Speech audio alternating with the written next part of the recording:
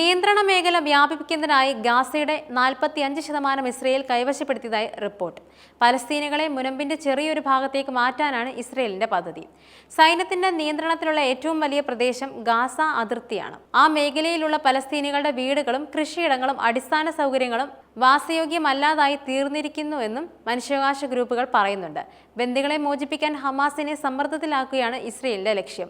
എന്നാൽ മുനമ്പിന്റെ വടക്കും തെക്കും വേർതിരിക്കുന്ന ഇടനാഴി ഉൾപ്പെടെ ഇസ്രയേലിന്റെ കൈവശമുള്ള ഭൂമി ഗാസയിൽ ദീർഘകാല നിയന്ത്രണം നിലനിർത്താൻ ഉപയോഗിക്കാമെന്നും മനുഷ്യാവകാശ ഗ്രൂപ്പുകളും വിദഗ്ധരും പറയുന്നുണ്ട്.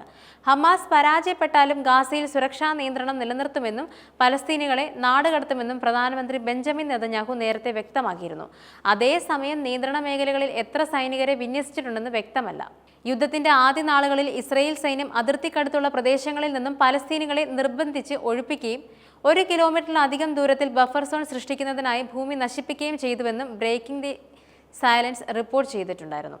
ഗാസ നഗരം ഉൾപ്പെടെയുള്ള വടക്കൻ പ്രദേശത്തെ മുനമ്പിനെ ബാക്കി ഭാഗങ്ങളിൽ നിന്നും വേർതിരിക്കുന്ന നെറ്റ്സാരിം ഇടനാഴി സൈന്യം പിടിച്ചെടുത്തിരുന്നു.